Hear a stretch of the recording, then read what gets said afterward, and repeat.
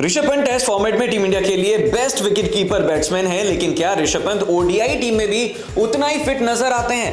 क्योंकि ईशान किशन के शानदार कमबैक ने सेलेक्टर्स को चैंपियंस ट्रॉफी से पहले एक बड़ा हेडेक दे दिया है। और यह भी आपको बता दें कि चैंपियंस ट्रॉफी से पहले टीम इंडिया सिर्फ 3 ही ओडीआई सीरीज खेलती हुई नजर आएगी इंग्लैंड के खिलाफ, और ये मैच 6, 9 और 12 फरवरी को होंगे। तो ऐसे में 3 ओडीआई मैचों के लिहाज से आप देखें तो जज करना काफी ज्यादा मुश्किल हो जाता है। तो पास्ट परफॉर्मेंस के आधार पर ही जज किया जाएगा कि टीम में किसको as a wicket keeper batsman जगह दी जाएगी। बड़ा सवाल यह भी बनता है कि परफॉर्मेंस जो है वो ईशान किशन का कि डोमेस्टिक में उतना शानदार रहा है कि वो ऋषभ पंत को कहीं भी कंपटीशन दे पाएंगे। तो चलिए स्टैट के जरिए जानने की कोशिश करते हैं। सबसे पहले ऋषभ पंत की बात करी जाए तो कमबैक वो करते हैं, श्रीलंका सीरीज में एक ही मैच खेलते हैं और इसमें सिर्फ 6 रन बनाते हैं। और अगर हम ईशान किशन की बात करें तो जब ऋषभ पंत इंजर्ड होते हैं तो उस वर्ल्ड कप में यानी कि 50 ओवर वर्ल्ड कप में जो इंडिया में होस्ट हुआ था, इसमें वो खेलते हुए नजर आते हैं। 47 रन बनाते हैं 2 मैचों के अंदर, और उसमें एक डक भी शामिल रहता है, यानी कि वो 0 रन पर आउट हो जाते हैं। और उसके बाद बीसीसीआई से उनकी जो है वो एक टकरार देखने को मिलती है, और उसके बाद बीसीसीआई का सेंट्रल कॉन्ट्रैक्ट भी ईशान किशन खो देते हैं और तीनों फॉर्मेट में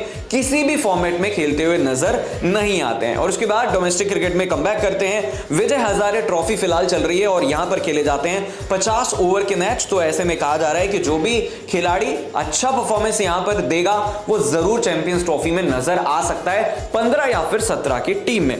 तो झारखंड के खिलाफ जो है, माफ कीजिएगा, झारखंड से खेलते हुए जो ईशान किशन है उन्होंने मणिपुर के खिलाफ 134 रन की पारी खेली।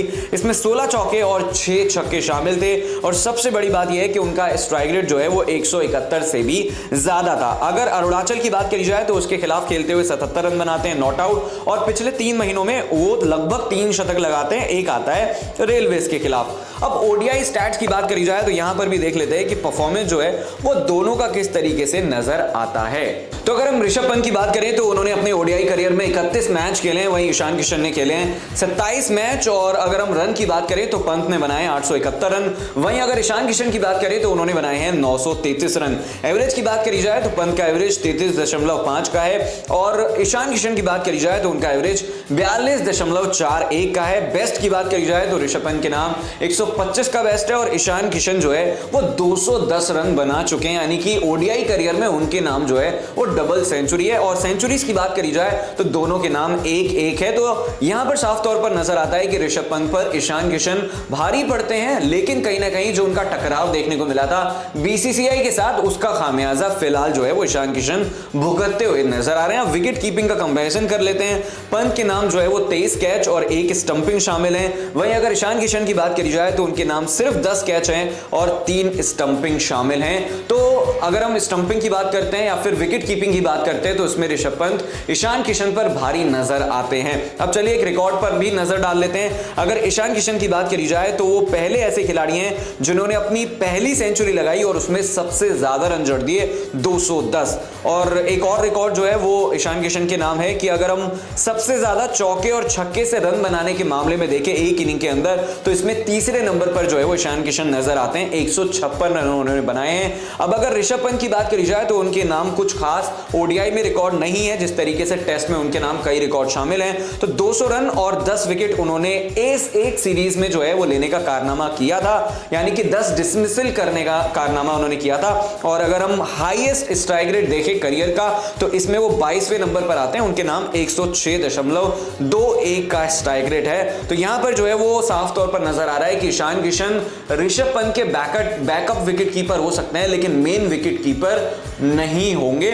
और यह भी आपको बता दें कि चैंपियंस ट्रॉफी के 3 मैच इंडिया खेलेगी लीग स्टेजेस में। 20 फरवरी को होगा बांग्लादेश के खिलाफ, जो टीम इंडिया के लिए चुनौती नहीं होगा। फिर उसके बाद 23 फरवरी को जो है वो पाकिस्तान के खिलाफ मैच होगा। यहां पर जो है वो एक बार फिर से ऋषभ पंत अपने T20 वर्ल्ड कप की पारी को दोहराते हुए नजर आ सकते हैं, क्योंकि कॉन्फिडेंस फिलहाल ऋषभ पंत के पास है। और उसके बाद 2 मार्च को न्यूजीलैंड के खिलाफ मैच होगा। और आपको याद दिला दें कि आईसीसी के किसी भी इवेंट में न्यूजीलैंड जब टीम इंडिया के साथ खेलती है तो टीम इंडिया के लिए काफी ज्यादा सरदर्द साबित होता है। हालांकि पिछले वर्ल्ड कप में टीम इंडिया ने न्यूजीलैंड को हराया था। तो चलिए टीम इंडिया का ऐलान जो है वो कुछ ही दिनों में या फिर कहिए कि अगले साल के पहले महीने में नजर आ सकता है। क्या लगता है आपको कि ऋषभ पंत का बैकअप विकेट कीपर हो सकते हैं क्या ईशान किशन, संजू सैमसन या फिर कोई और होगा? कमेंट करके आप बता सकते हैं। वीडियो अच्छा लगा हो तो शेयर कर सकते हैं।